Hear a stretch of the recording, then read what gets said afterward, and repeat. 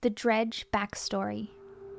The Fold was founded on a private American island in the 1960s by a group of anonymous philanthropists. Their goal was to establish a peaceful society free of dark thoughts and emotions, attracting the dismayed, disenchanted, and disillusioned from all over the country.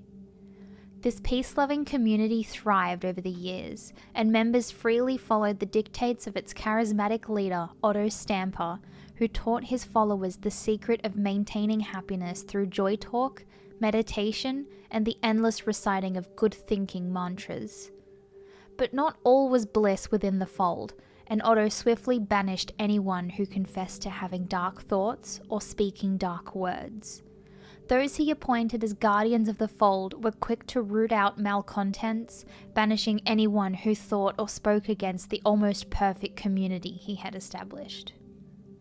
In this way, Otto had conditioned Ottomarians to believe dark thoughts were the root of all discontent. He spoke of an ancient god called Druani, telling them how this god fed on dark memories and desires, and how they needed to expel any and all manifestations of darkness from their hearts for fear of summoning this horror from the land of shadows. Life was more or less a utopian dream on the island until, that is, the darkness began to slowly leak through the cracks of their spiritual dam, and members began to mysteriously disappear. It wasn't long before fear closed its septic jaws on the island and refused to let go. The once happy community now gathered in a few homes, chanting all the good-thinking mantras in a desperate attempt to rid their lives of this formless creature that seemed to stalk them in their shadows and consume them in their sleep. Otto tried to quell his followers, telling them that there were malcontents among their ranks and that they alone had summoned the Druani to their garden of joy. As the Fold bleated fear, Otto evoked desperate measures. Ottomarians were restricted to their homes to prevent the spread of rumors and dark talk, while sleep was forbidden to prevent anyone from releasing dark dreams into the world. Freedom and sleep would return just as soon as the Druani was no longer upon them. But when Ottomarians continued to disappear, Otto assembled his followers near the beach, where he placed a screaming woman on a wooden stage. There, in the rain, Otto explained to his drenched, alienated, and sleep-deprived congregation that the woman was a journalist here to destroy everything they had created. As the guardians held the trembling woman, she screamed that Otto wasn't the savior he claimed to be.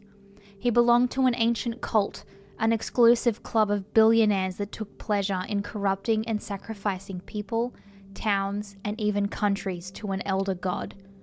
The journalist told them Otto hadn't banished anyone, he had tortured and sacrificed them, and that they would all be next. Without hesitation, Otto slit her throat before she could continue to spread lies. As she collapsed to her knees, with her hands clasped around her neck, he told his confused and terrified herd that she was working with others within their ranks and that they needed to find the imposters before the Druani came for them all. Otto's words shot out over the congregation and reached into the murky recesses of their hearts and dredged up dark and fearful things. Years of suppressed emotions began to bubble up as a thick fog pushed through their restless legs and feet.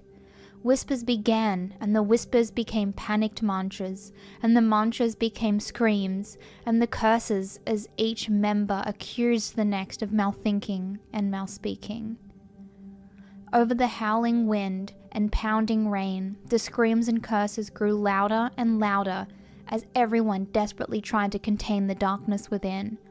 But the harder they tried, the quicker they failed, and within moments the dam burst to release a torrent of hell.